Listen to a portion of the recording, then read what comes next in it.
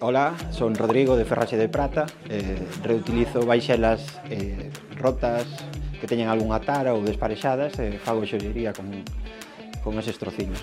Estudiei na Escola de Artes e Oficios e, bueno, empecé misturando madeiras con prata e un día, por un accidente na casa, rompín un prato da familia que me levou a isto, non? A reutilizar trociños de baixelas e, bueno, darlle unha segunda oportunidade a esas lozas.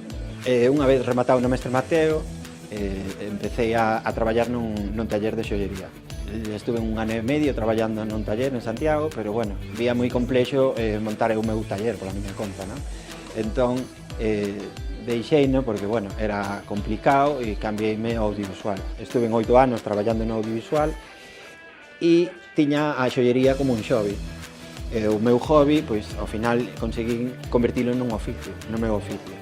E a raíz de que empecé máis en serio co artesanía, porque sempre era un mundo que me encantaba, falarme da Fundación Artesanía de Galicia. De aí, bueno, pois, sentín como que me podían respaldar a hora de ter un selo de garantía ou, bueno, pois mesmo difusión, incluso o poder participar en feiras que organizan e poder asistir a esas feiras para poder enseñar o meu produto, non?